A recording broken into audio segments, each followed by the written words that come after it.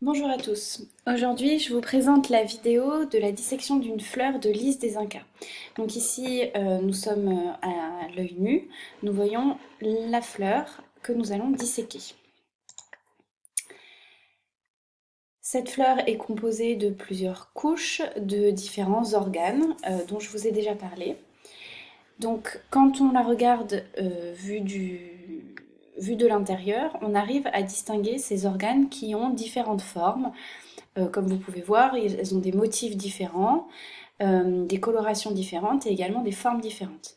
Ici, par exemple, je vous pointe une pétale avec les guides nectarifères et ici une étamine. Là, une autre étamine. Mais on voit que la forme entre les deux étamines était légèrement différente.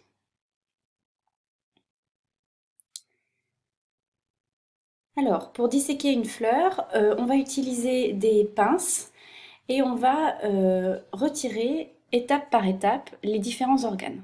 Donc on va glisser la pince le long, par exemple, du pétale ou du sépale, jusqu'à la base, jusqu'au plus près de la base, pour pouvoir l'enlever. Donc ici, j'ai retiré un sépale.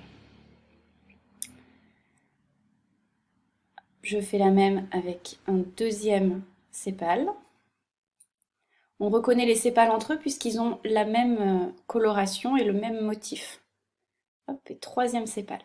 Alors là, avec le sépale, est arrivé en plus un autre organe, une étamine. Pas de problème, on sépare les deux et on identifie sépale d'un côté et étamine de l'autre.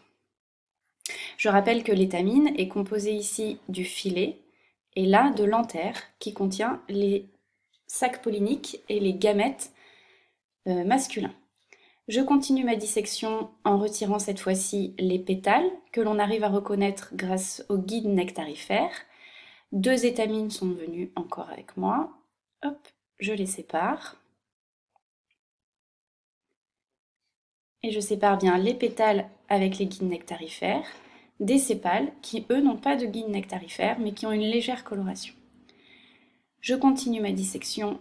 Il me reste deux pétales à enlever. Hop, voilà le deuxième. Et le troisième.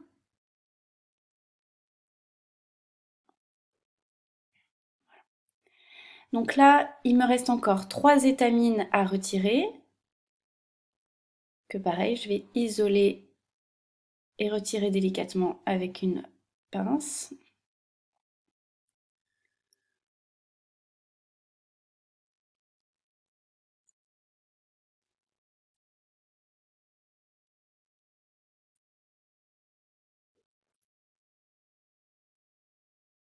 Voilà. Et il me reste plus que l'organe féminin, que l'on appelle le pistil. Donc on a les sépales, les pétales, les étamines et le pistil qui me reste dans la main.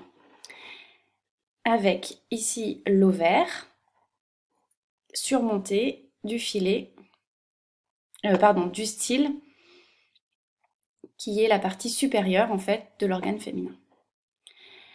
À noter que les étamines semblent être de formes différentes puisqu'ici les anthères se sont ouvertes et ont libéré le pollen, alors qu'ici l'anthère ne s'est pas encore ouverte et donc le pollen est encore contenu à l'intérieur, d'où le fait qu'elles paraissent beaucoup plus grosses.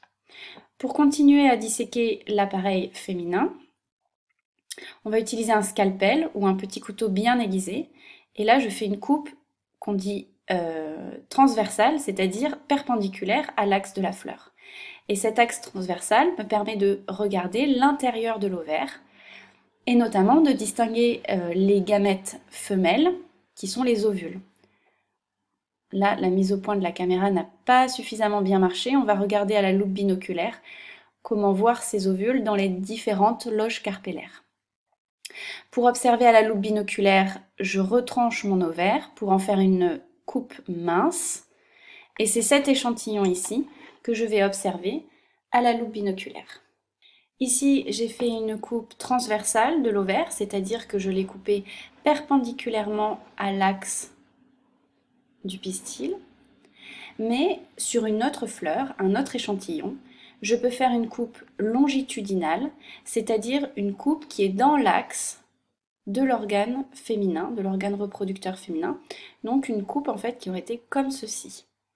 Sur le Padlet, vous avez les photos de ces deux coupes en observation à la loupe binoculaire.